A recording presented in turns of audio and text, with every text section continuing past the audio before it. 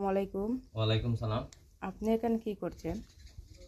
আমি কেন কি করতেছি হই আর আপনারে তার আগে আমি নতুন করে একটা ভিডিও বানাইমু। সবাইকে আসসালামু আলাইকুম ওয়া রাহমাতুল্লাহি ওয়া বারাকাতুহু। আমি এখন কইতাম চাইলাম এটুই যে আমি এবছর প্রায় 60 শতক জায়গা করছিলাম।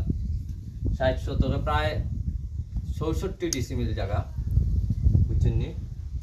64 ডিসিমিলে আমি পাইছি অনুমান প্রায় 200 মনের মতন আলু।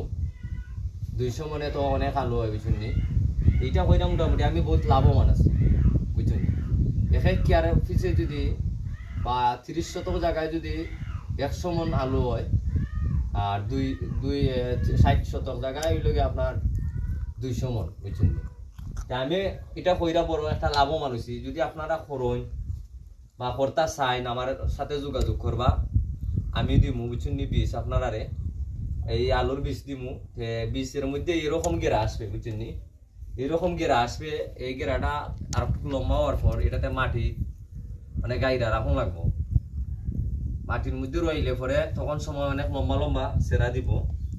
ওই সেরাটারে, বুঝছেন নি?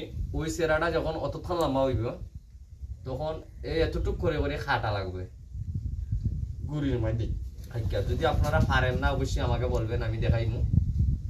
তো ওই গাড়ি রাখলে তারপরে এরকম আলু ধরে, বুঝছেন নি? আমি প্রথম অবস্থায়